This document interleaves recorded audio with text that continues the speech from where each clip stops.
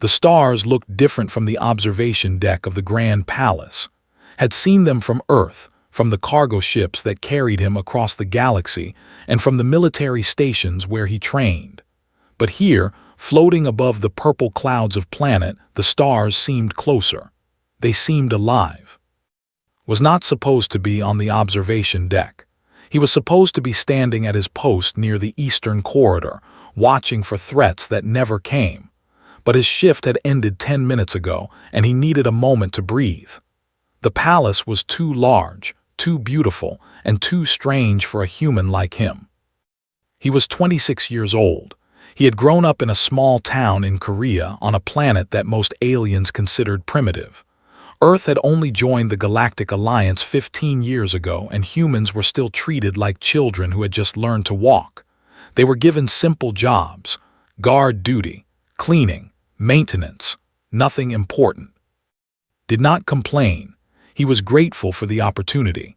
His father had worked in a factory his whole life. His mother had sold vegetables in a market. They had never left Earth. They had never seen the purple skis of or the crystal towers that touched the clouds. Was the first person in his family to travel among the stars. The door behind him opened with a soft sound. Turned quickly, expecting to see his supervisor. Instead, he saw his friend. Was also human, also Korean, and also a guard. They had met during training on Earth and had been assigned to the same unit. Was shorter than, with a round face and a smile that never seemed to fade. "I knew I would find you here," said, walking to stand beside him. "You always come to this deck when you are tired." "I am not tired," said. "I am just thinking." "Thinking about what?" Did not answer right away. He looked out at the stars, at the 3 moons that circled, at the ships that moved like fireflies in the distance. Then he said, "Do you ever wonder why we are here?" Laughed. "We are here because we needed jobs, and the Galactic Alliance needed guards. Simple." "That is not what I mean," said. "I mean, why are we here, humans?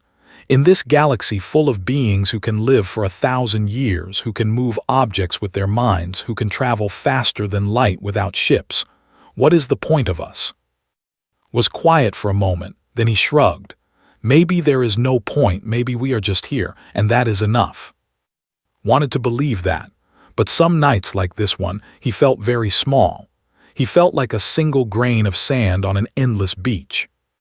The next morning, reported for duty at the Grand Hall. Today was special. The Empire was hosting a banquet for delegates from 12 different planets. Hundreds of important guests would attend.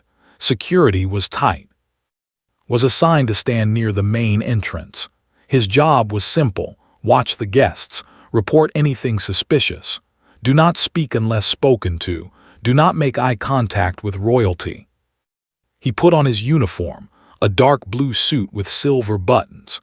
He checked his weapon, a small energy pistol that he had never fired outside of training.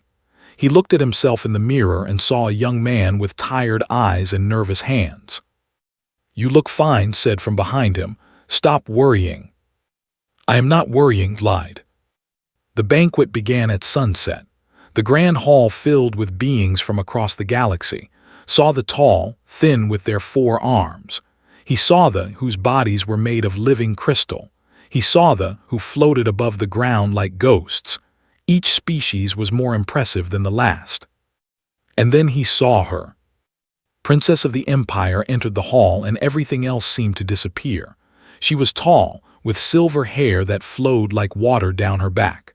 Her skin was pale blue, like the sky before dawn. Her eyes were the color of starlight, bright and endless. She wore a white dress that seemed to glow from within. Forgot to breathe. He had seen pictures of the princess before. Everyone in the galaxy knew her face. She was famous for her beauty, her intelligence, and her kindness, but pictures could not capture what saw now. She moved like music. She smiled like sunrise. She was the most beautiful being he had ever seen. "Close your mouth," whispered. "You look like a fish." Closed his mouth. His face felt hot. His heart was beating too fast. "She is something, is she not?" said quietly. But do not look too long. Guards are not supposed to stare at royalty. Knew his friend was right. He was nobody. He was a human guard from a primitive planet. Princess was royalty. She was 200 years old, though she looked no older than 25. She would live for another 1,000 years. She would marry a prince or a king from some powerful empire. She would never notice someone like him. He forced himself to look away. He watched the other guests. He did his job. But every few minutes his eyes found her again. He could not help it. She was like a star, and he was a planet caught in her gravity. The banquet lasted for hours, stood at his post until his legs ached and his back hurt. He watched the princess dance with noble lords. He watched her laugh at jokes he could not hear. He watched her shine. When the banquet finally ended, walked slowly back to his small room. He shared the room with who was already lying on his bed. Long night, said. Yes, agreed. He lay down on his own bed and stared at the ceiling. He thought about the princess. He thought about her eyes, her smile, her voice. He knew it was foolish. He knew it was impossible, but he could not stop thinking about her. He said quietly, "Do you believe in miracles?" Laughed softly. "Miracles are for stories, this is real life." Nodded. His friend was right. This was real life. And in real life, humble guards did not marry beautiful princesses. In real life, humans did not become heroes. In real life, dreams stayed dreams. But somewhere deep in his heart, a small flame began to burn. It was hope. Foolish, impossible hope. And no matter how hard he tried, could not make it go away. He closed his eyes and dreamed of starlight. 3 weeks passed after the banquet. Continued his work as a guard. He stood at his posts. He watched the corridors. He followed his orders, but something inside him had changed. Every day, he found himself hopping to see the princess. Sometimes he did. She would walk through the halls with her attendants, discussing important matters. She would visit the gardens where the flowers glowed in 7 different colors. She would stand on the balconies and look at the stars, just like he did. She never noticed him. Why would she? He was just another guard in a palace full of guards. He was invisible. But noticed her. He noticed how she stopped to speak with the servants, asking about their families. He noticed how she laughed, a sound like bells ringing. He noticed how she looked sad sometimes when she thought no one was watching. There was loneliness in her eyes that surprised him. "You are doing it again," said one afternoon. They were eating lunch in the guards' dining hall. The food was simple but good, had barely touched his. "Doing what?" asked. "Thinking about her." Did not deny it. There was no point, knew him too well. "It has been 3 weeks," said. "You need to forget about the princess. It is not healthy." "I know," said. "I am trying." "Try harder." But trying harder did not work. The more tried to forget princess, the more he thought about her. She was in his mind when he woke up. She was in his mind when he worked. She was in his mind when he fell asleep. It was like a sickness that had no cure. One evening was assigned to guard the northern observation deck. It was a quiet post, far from the busy parts of the palace. Few people came here. It was a good place to think. The deck was large and empty. Great windows showed the endless sky. The 3 moons hung low on the horizon, casting silver light across the floor. Stood near the entrance and watched the stars. An hour passed, then 2. No one came. Began to relax. He walked closer to the windows. He looked at the stars and tried to find Earth. It was too far away to see with his eyes, but he liked to imagine it was out there, a tiny blue dot in the darkness. The door opened behind him. Turned quickly, his hand moving to his weapon. Then he stopped. His heart stopped. Everything stopped. Princess stood in the doorway. She was alone, which was unusual. Royalty always had attendants. She wore a simple gray dress, not the fancy clothes she wore at official events. Her silver hair was tied back. She looked tired but beautiful, always beautiful. "Good evening," she said. Realized he should speak. He should bow. He should do something, but he could not move, he could not breathe. "Good evening, Your Highness," he finally managed to say. His voice sounded strange to his own ears. The princess walked into the room. She moved past him toward the windows and looked out at the stars. Did not know what to do. Should he leave? Should he stay? Should he speak? "I come here sometimes," Princess said, "when I need to be alone." "I am sorry," Your Highness said quickly.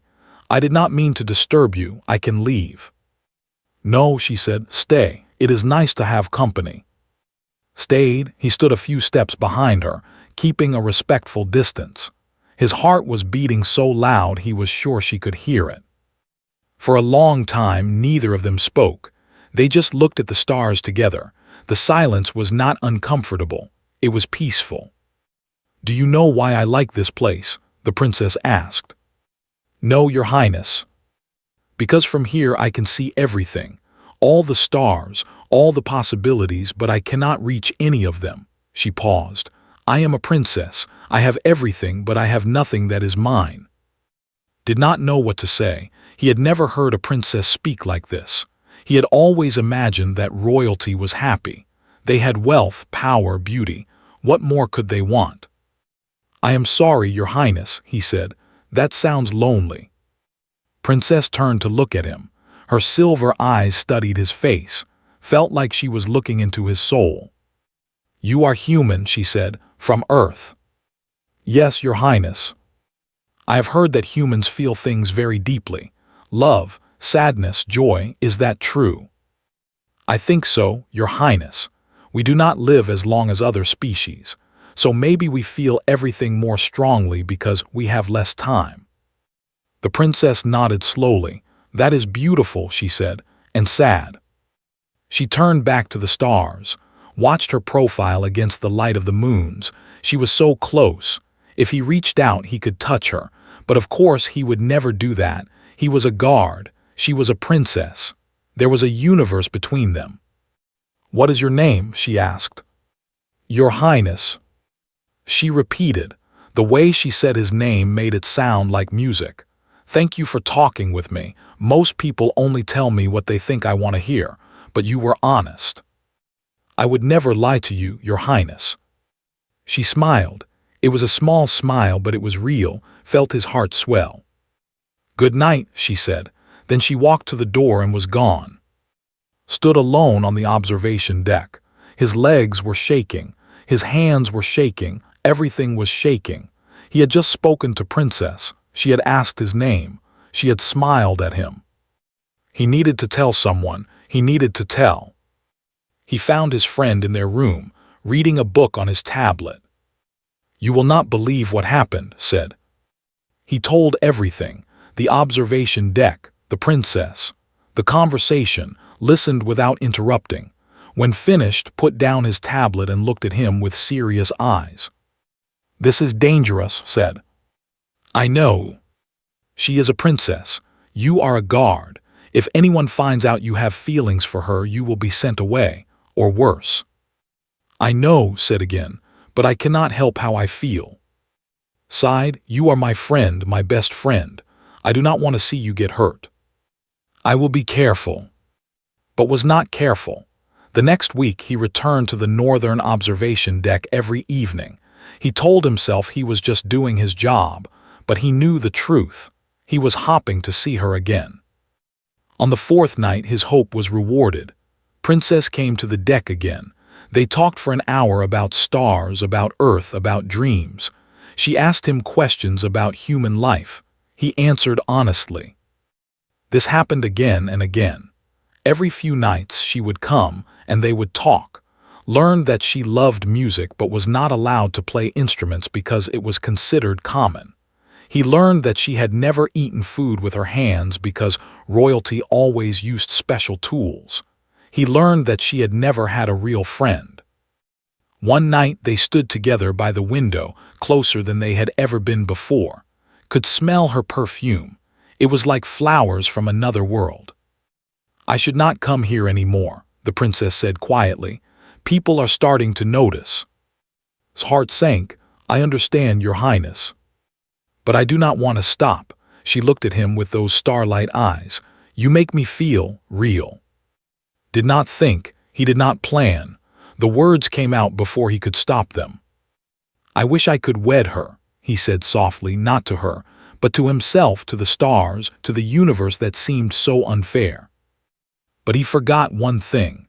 Royalty had extraordinary hearing. They could hear whispers from across a room. They could hear heartbeats from across a hall. Princess heard every word.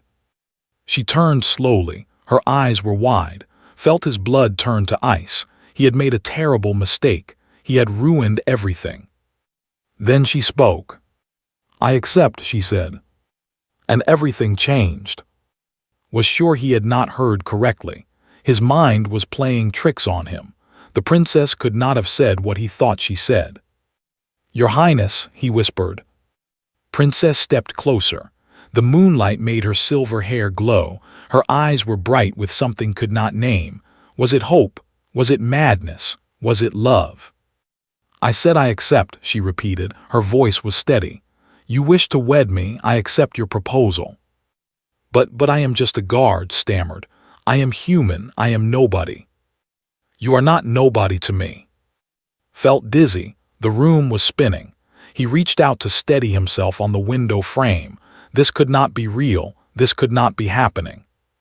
"Your Highness, I did not mean to propose. I was thinking out loud. I would never dare to." "Do you take it back?" the princess asked. Her voice was quiet now, vulnerable. "Do you not wish to marry me?" Looked at her beautiful face. He saw fear in her eyes. She was afraid he would reject her. This powerful, ancient, beautiful princess was afraid of rejection from a simple human guard. "I want nothing more in the universe," said. The words came from deep in his heart. "But it is impossible. Your father will never allow it. Your people will never accept it." "Let me worry about that," Princess said, and she smiled. The next morning, the palace was in chaos. News traveled fast in the empire. By sunrise, everyone knew that Princess had accepted a marriage proposal from a human guard. The story spread through the palace like fire. Servants whispered in the hallways. Nobles shouted in the council rooms. The whole planet seemed to shake. Was taken to a small room and told to wait. 2 large guards stood outside the door. He did not know if he was a guest or a prisoner. He sat on a simple chair and tried to breathe. Hours passed. Finally the door opened and rushed in. "Are you insane?" shouted. "A marriage proposal to the princess." "I did not plan this," said. "It just happened." "Things like this do not just happen," paced back and forth across the small room. "The emperor is furious. The entire court is demanding your head. What were you thinking?" "I was not thinking, I was feeling." Stopped packing. He looked at his friend with a mix of anger and sadness. "Feelings will get you killed." "Maybe," said, "but at least I will die knowing I told the truth." Before could respond, the door opened again. A tall official in golden robes entered. His face was cold as stone. "Human," the official said, "you will come with me. The emperor wants to see you." Stood, his legs were weak, but he forced them to move. Grabbed his arm. "Be careful," said, "please." Nodded. Then he followed the official through the winding corridors of the palace. The throne room was massive. The ceiling was so high that clouds floated near the top. The floor was made of crystal that showed stars beneath the surface. Hundreds of nobles lined the walls, all of them staring with hatred in their eyes. At the end of the room sat Emperor, ruler of the empire. He was ancient. He had lived for 3,000 years. His hair was white as snow, his eyes were hard as diamonds, and his power was absolute. Princess stood beside her father's throne. Her face was calm, but could see her hands were shaking. Walked forward until he stood before the emperor. Then he fell to his knees and bowed his head. "So," the emperor said, his voice echoed through the great hall, "this is the human who dares to claim my daughter." "I claim nothing, your majesty," said. "I only spoke what was in my heart. If that was wrong, I accept any punishment." The emperor laughed. It was not a kind laugh. A human, a creature that lives for barely a century, a species that cannot even leave its own planet without help, and you think you are worthy of a princess. I do not think I am worthy, Your Majesty, but I love her, and love does not care about worth. Murmurs rippled through the crowd. No one had ever spoken to the emperor this way. No one had ever been brave enough, or foolish enough. The emperor leaned forward. Do you know what happens to humans who reach above their place? They fall, and they break. Then let me fall, said. Let me break, it will not change how I feel. Silence filled the throne room. Even the clouds near the ceiling seemed to stop moving. Everyone was waiting to see what the emperor would do. Then Princess stepped forward. Father, she said, I have something to say. The emperor turned to his daughter. You have brought shame to our family, you have. I have found happiness, the princess interrupted. For the first time in 200 years, I have found someone who sees me as a person, not as a prize. Someone who talks to me, not at me. Someone who cares about my thoughts, my dreams, my fears. He is human, the emperor spat. He will die in 50 years. What kind of happiness can he give you? 50 years of true love is worth more than 1,000 years of loneliness, Princess said. Her voice was strong now. She was not afraid anymore. I have spent my whole life doing what was expected of me, marrying who I was told to marry, smiling when I wanted to cry. I am tired, Father. I am tired of being a princess. I want to be a person. The emperor stared at his daughter. Something in his hard eyes softened, just for a moment. He looked at her like he was seeing her for the first time. You love this human? He asked. Yes. Truly. With all my heart. The emperor was silent for a long time. The crowd held its breath, kept his head bowed, waiting for his fate. Finally, the emperor spoke again. There is an ancient law in our empire, the law of challenge. Any suitor who wishes to marry a princess must prove his worth through the trials of ascension. Looked up, he did not know what that meant, but he saw hope in Princess' eyes. If this human can complete the trials, the emperor continued, then he will have earned the right to marry my daughter. If he fails, the emperor smiled coldly. Well, humans are fragile creatures. The trials have killed many who were stronger. I accept, said immediately. The crowd gasped. Even Princess looked surprised. You do not even know what the trials are, the emperor said. It does not matter, replied. If there is any chance, any possibility that I can be with her, I will take it, even if it kills me. The emperor studied for a long moment. Then he nodded slowly. Very well, the trials will begin in 3 days. Until then, the human will be kept in the palace as a guest. He paused. Or a prisoner. The difference depends on his success. The emperor stood and walked away. The nobles followed, whispering among themselves. Soon, only and Princess remained in the great hall. She ran to him. She took his hands in hers. Her skin was cool and soft. You should not have agreed, she said. The trials are dangerous. Many have died. I know, said, but I meant what I said. If there is any chance, I will take it. Why, she asked, why would you risk your life for me? Looked into her starlight eyes. He thought about all the nights they had talked on the observation deck. He thought about her smile, her laugh, her sad, lonely eyes. He thought about how she made him feel like he was more than just a guard from a primitive planet. Because you are worth it, he said. Because every moment with you is worth a lifetime without you. A tear rolled down Princess' cheek. It was silver like starlight. Then I will wait for you, she said. I will wait for you to come back to me. Squeezed her hands. I will come back, I promise. He did not know if he could keep that promise, but he knew he would die trying. The trials of ascension had not been held for 500 years. The last suitor to attempt them was a prince from the empire, a being made of living crystal who could survive in the vacuum of space. He died in the second trial. Learned all of this from, who spent the 3 days before the trials researching everything he could find. There are 3 trials, explained. They sat together in this room, which was nicer than any room had ever stayed in. It had a soft bed, a window that showed the stars, and guards outside the door. The trial of mind, the trial of body, and the trial of spirit. What do they involve? Asked. Nobody knows exactly. The trials are different every time. They are designed to test the limits of whoever takes them. Looked at his friend with worried eyes. These trials were made for beings who live for thousands of years, beings with powers we cannot imagine.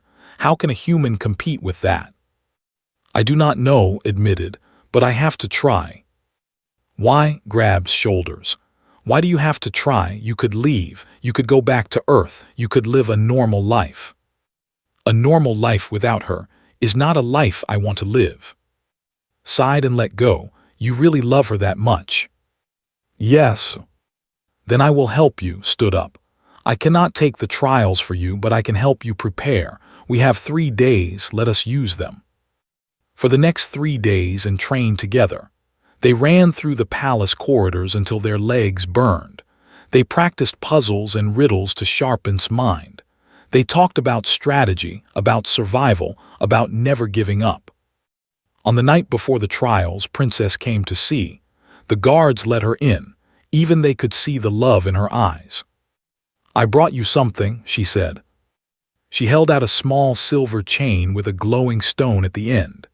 The stone was the color of her eyes, bright and full of stars. This belonged to my mother, Princess said. She gave it to my father before they married. It is said to bring luck. Took the necklace carefully. I cannot accept this. It is too precious. You are more precious to me, she said. Wear it. Let it remind you what you are fighting for. Put the chain around his neck. The stone felt warm against his chest, like a small piece of her heart. I will not fail you, he said. I know you will not. She kissed his cheek softly. Come back to me alive. The morning of the trials arrived too quickly. Was brought to the arena of ascension, a massive structure that floated in the sky above the palace. Thousands have filled the seats, all of them eager to watch the human fail. Emperor sat on a golden throne at the highest point of the arena. Princess sat beside him, her hands folded in her lap, her face pale with worry. Stood alone in the center of the arena. He wore simple clothes and carried no weapons. The silver necklace hung hidden under his shirt, close to his heart. The trial of mind begins, a voice announced. The floor beneath opened, and he fell into darkness. He landed in a room made of mirrors. Everywhere he looked, he saw himself reflected back. But the reflections were wrong. Some showed him as an old man, some showed him as a child, some showed him as a monster with twisted features. Then the mirrors began to speak. You are worthless, one reflection said. You will never be enough, said another. She will never truly love you. You are just a human, just an insect. The voices grew louder. They surrounded him. They pushed into his mind, felt his confidence crumbling. Maybe they were right. Maybe he was worthless. Maybe he did not deserve the princess. Then he remembered her words. You make me feel real. He was real. His love was real, and no mirror could tell him otherwise. Closed his eyes. He shut out the voices. He thought about Princess. He thought about her smile, her laugh, her tears. He thought about the way she looked at him like he was the only person in the universe. I am, he said aloud. I am human, I am not perfect, but I am real, and my love is real. The mirrors shattered. Opened his eyes and found himself back in the arena. The crowd was silent. No one had expected him to pass the first trial.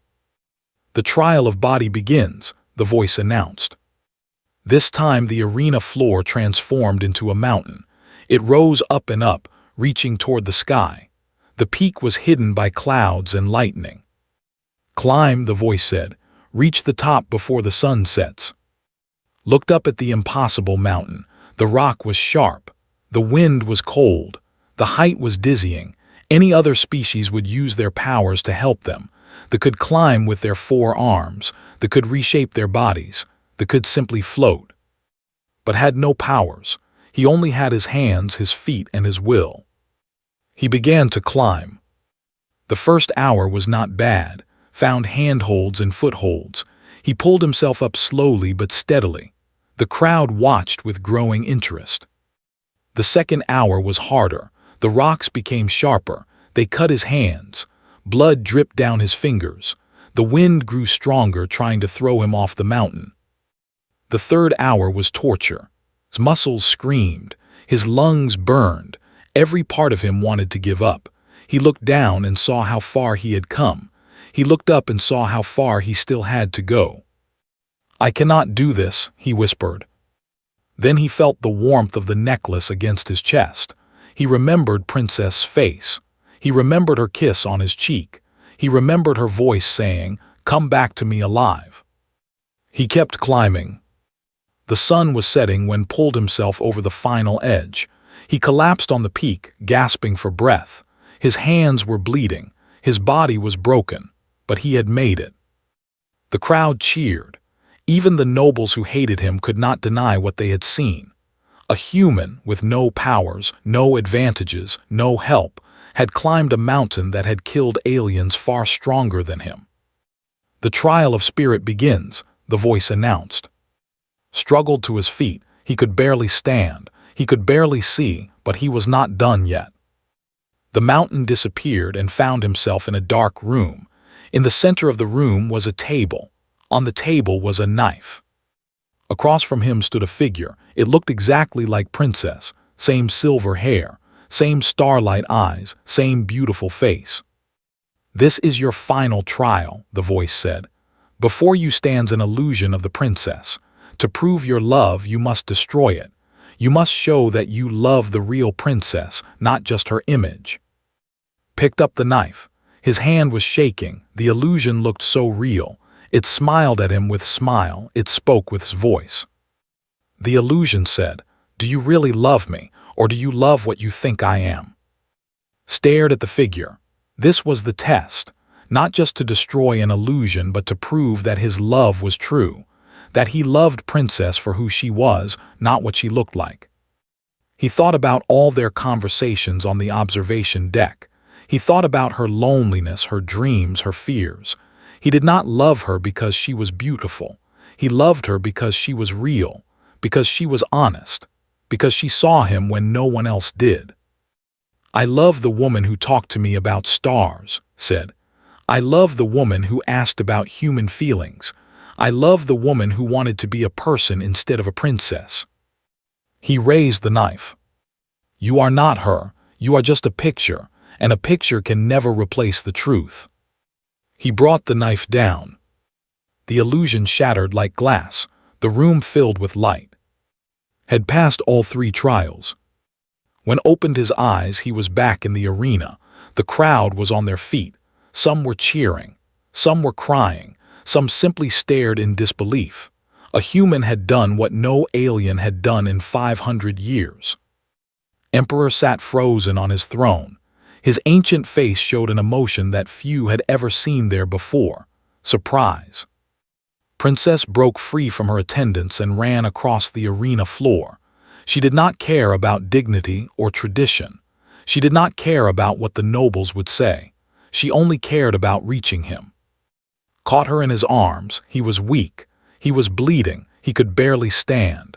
But he held her like she was the only thing keeping him alive, because she was. "You did it," she whispered. "You actually did it." "I promised you I would come back," said. Tears streamed down her face. Silver tears like starlight. "You stubborn, foolish, wonderful human." The crowd watched as the princess and the guard held each other in the center of the arena. Many had come to see a human die. Instead, they saw something far more powerful. They saw love. Emperor stood slowly from his throne. The crowd fell silent. Everyone waited to hear what the ancient ruler would say. The emperor walked down from his high seat. Step by step he descended until he stood before and his daughter. His face was unreadable. His eyes were hard. "You have completed the trials of ascension," the emperor said. His voice carried across the silent arena. "By the ancient laws of our empire, you have earned the right to marry Princess." Felt his heart soar, but the emperor was not finished. "However," the emperor continued, "you are still human. You are still from a primitive species. Many in this empire will never accept you." "I do not need them to accept me," said. "I only need her." The emperor studied for a long moment. Then slowly something changed in his eyes. The hardness softened. The coldness warmed. "When I married Smother," the emperor said quietly, "my own father disapproved. He said she was beneath me. He said our love would weaken the empire." The emperor paused. "He was wrong. Our love made me a better ruler, a better person." Princess gasped. Her father had never spoken about her mother this way. "I see now that I was becoming my father," the emperor continued. "I was making the same mistake he made. I was putting tradition above truth, position above love." The emperor placed his hand on shoulder. The touch was gentle, almost fatherly. "You have shown more courage today than warriors who live for thousands of years," the emperor said. "You have shown more heart than any suitor who has ever sought my daughter's hand. You have earned more than a marriage, young human. You have earned my respect." The crowd erupted. This time there was no hatred in their cheers. There was wonder. There was admiration. There was hope. The wedding was held 1 month later. It was the grandest celebration the empire had ever seen. The great hall was decorated with flowers that glowed in 7 colors. Musicians played songs that had not been heard for centuries. Guests came from all corners of the galaxy, even the Cent representatives. And at the center of it all stood and he wore a suit of midnight blue, sewn by the finest tailors in the empire. She wore a dress of pure white that shimmered like moonlight. They held hands as they spoke their vows, and everyone who watched knew they were seeing something special. Stood in the front row, tears streaming down his round face. He had been named the official liaison between the Empire and Earth. It was a fancy title for a simple job. He would make sure that humans were treated fairly in the Empire. He would help build bridges between species. After the ceremony, there was a feast that lasted 3 days. Ate food he could not pronounce and danced dances he did not know. He met kings and queens and emperors from a dozen worlds. They all wanted to shake his hand. They all wanted to meet the human who had won the trials. But the moment remembered most was late on the second night. He had escaped from the party and found their way to the northern observation deck. Their observation deck. They stood together by the window just like they had so many times before, but everything was different now. They were husband and wife. They were partners. They were one. "Are you happy?" asked. "More than I ever thought possible," said. "Do you regret anything?" Thought about the question. He thought about all the pain he had suffered, the fear, the doubt, the blood on his hands from climbing that mountain. "No," he said, "not a single moment. Every step led me to you." Leaned her head on his shoulder. "My people are talking about you, you know. They say humans are not as primitive as they thought. They say maybe there is something special about your species." "There is nothing special about humans," said. "We are weak, we are fragile, we die too soon." "Then how did you survive the trials?" Smiled. "Because we love too much, we hope too hard, we refuse to give up even when everything tells us we should." He looked down at his wife. "That is not special, that is just human." The news of victory spread across the galaxy like wildfire. On every planet, in every system, beings talked about the human who had won the impossible trials. They talked about his courage, his determination, his love. On Earth became a hero. Schools taught his story. Children dressed up as him for festivals. His parents, who had never left their small town, were visited by leaders from around the world. They cried when they heard what their son had done. But more importantly, things began to change. Humans were no longer seen as primitive. They were seen as potential. Other species began to notice the qualities that had shown: the ability to keep going when all hope was lost, the power to love beyond reason, the strength to face impossible odds. Within a year, humans were being offered better jobs throughout the galaxy. Within 5 years, a human was appointed to the Galactic Council for the first time. Within 10 years, Earth was recognized as a full member of the Galactic Alliance, with all the rights and privileges that came with it. And watched these changes from their home on. They had children, 3 of them, each one a beautiful mix of human and. Their oldest daughter had silver hair and brown eyes. Their twin sons had pale blue skin and human smiles. The years passed quickly, grew older while stayed the same. His hair turned gray, his face grew lined, but his love never faded. On his 80th birthday, sat on the observation deck with his wife beside him. He was old now. His body was weak, but his heart was full. "I have lived a good life," he said. "You have lived a great life," corrected him. She held his wrinkled hand in her smooth one. "Are you sad?" asked, "that I will leave you soon?" Was quiet for a moment. Then she said, "My father was right about one thing. You will leave me too soon, but he was wrong about everything else." "What do you mean?" "He said 50 years of human love was not worth 1,000 years of life, but he was wrong." Looked at her husband with tears in her starlight eyes. "These 50 years with you have been worth 10,000 years alone. You taught me how to live, you taught me how to love, you taught me how to be human." Smiled. It was a peaceful smile, a happy smile. "That is what we do," he said. "We humans, we teach the galaxy how to love." He closed his eyes and leaned his head back. The stars shone through the window. The 3 moons of glowed silver in the sky. And somewhere in the distance, a small blue planet called Earth spun quietly through space, producing more dreamers like every single day. More humans who would reach for the stars. More humans who would love beyond reason. More humans who would show the galaxy what it truly meant to be alive. And that was humanity's greatest gift to the universe. Not technology, not power, not long life. Just love. Simple, stubborn, impossible love.